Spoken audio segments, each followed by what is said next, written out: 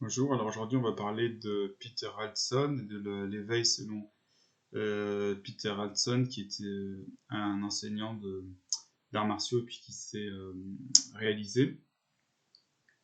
Donc qu'est-ce qu'il nous dit? Bien, il nous dit d'abord qu'on est dans un état de souffrance, d'inconfort, de peur, et que cette peur elle est liée en fait à notre conception du futur. Donc on a un sens de vide, d'absence de sens.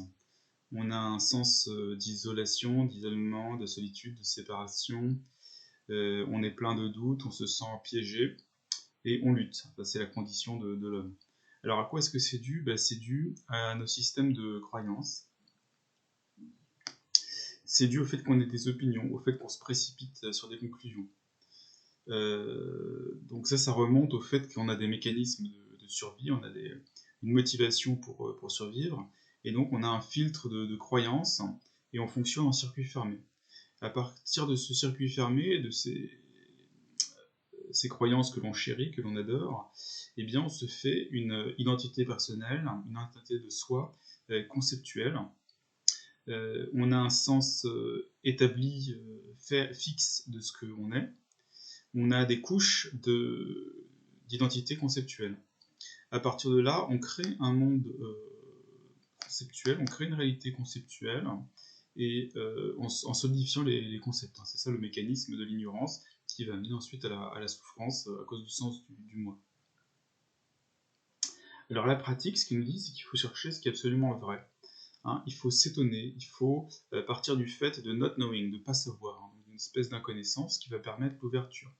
Il faut une expérience directe des choses, une connaissance directe qui se fait sous la forme de kensho, sous la forme de glimpse, on dit en anglais, sous la forme d'une étincelle d'illumination qui va nous permettre de mieux comprendre la réalité. Donc pour ça, il faut investiguer, il faut enquêter, il faut faire une pratique contemplative, et il détaille 4 grands principes de cette pratique contemplative. Donc la première principe, la première méthode, c'est l'expérience authentique, c'est-à-dire ne pas se contenter des croyances ou des concepts, mais expérimenter véritablement. Expérimenter quoi? Et expérimenter la conscience elle-même afin d'avoir une expérience authentique. Donc c'est-à-dire expérimenter les choses telles qu'elles sont, avoir une conscience directe de l'être, et être personnellement conscient de ce qui est vrai. Être complètement avec ce qui survient. Donc il donne l'exemple de quelqu'un qui prenait des cours de dessin et puis qui dessinait d'après ses concepts. Et puis le prof de dessin lui a appris à regarder finalement véritablement ce qu'elle percevait, non pas ce qu'elle croyait percevoir. Alors ensuite, deuxième principe, deuxième méthode, l'honnêteté, c'est-à-dire une honnêteté profonde, dire la vérité aux autres bien sûr, mais surtout à nous-mêmes, et honnêtement essayer d'observer ce qui est là. Troisièmement, le principe d'une ouverture ancrée. Donc l'ouverture ancrée, c'est le mélange d'ouverture radicale et puis du fait d'être ancré et puis d'équilibrer les deux. Donc pas seulement être ouvert à tout, mais aussi avoir les pieds sur terre, savoir où l'on va, et rester terre à terre. Et puis quatrièmement, le principe du questionnement, questionner l'évident, qui ne peut être possible que si on s'émerveille, que si on s'étonne, et qui peut être possible que par une attitude d'inconnaissance. Donc il faut ne pas avoir d'attachement à une quelconque réponse possible que l'on aurait à disposition.